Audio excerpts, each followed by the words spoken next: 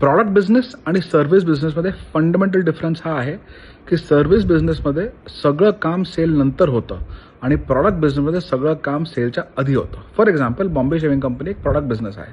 आमचं सगळं काम एक रेझर विकायसाठी त्याच्यामध्ये इन्साईट आणणं, तो प्रॉडक्ट बनवणं, सगळं फॅक्टरी लावणं, त्याची प्राइसिंग, त्याची distribution, that is the all the work. Once the razor is sold, त्याच्यानंतर आमचं काम संपलं. मग रेझरचं काम चालू होतं आणि होपफुली जर कस्टमरला तो रेझर आवडला तर कस्टमर परत घेईल.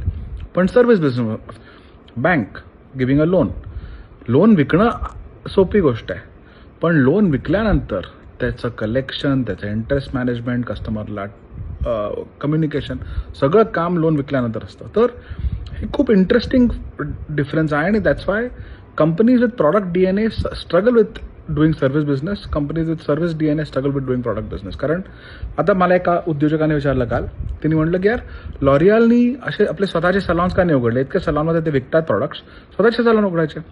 पण जर तुम्ही लॉरियलचं स्ट्रक्चर बघा, लॉरियलचं पूर्ण structure is around building products. त्यांची सायन्स, त्यांचं R&D, त्यांचं इन्सायटिंग, त्यांचं marketing, everything is around building products, building brands and putting them in the market. पण सर्व्हिस म्हणजे सलॉन बिझनेस चालू करायला काय टोटली वेगळी स्किल सेट लागते, ती लॉरियलमध्ये नाही आहे. लोकेशन्स बघणं, त्यांना ऑपरेट करणं, rental negotiations, working with landlords, training staff, hiring service staff, figuring out attrition, it's a constant process. That DNA is not there. तर L'Oreal is much better giving that. आता लोक पण म्हणतात कॅडबरीमध्ये, फॉर एक्झाम्पल, कॅडबरी आपले स्वतःचे bakeries का नाही उघडत? कारण त्यांच्याकडे प्रोक्युअरमेंट आहे, त्यांच्याकडे कोको पावडर आहे, दूध आहे, शुगर आहे, ब्रँड आहे. तर थिओब्रोमासारखं they can also open a bakery chain. People have flirted with the idea.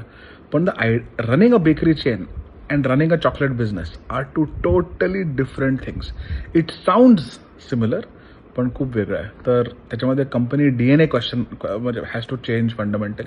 काही कंपनीजनी केलं. Yamaha for example is a beautiful example of a company that does Casios, keyboards, motorcycles, boats. विचारू नका Yamaha काय करतं, म्हणजे त्यांचा portfolio is totally distributed. So some companies can do it, but most companies struggle with doing many things because real value डेप्थमध्ये असते, ब्रेडथमध्ये नाही. ओके. जय महाराष्ट्र, जय भारत.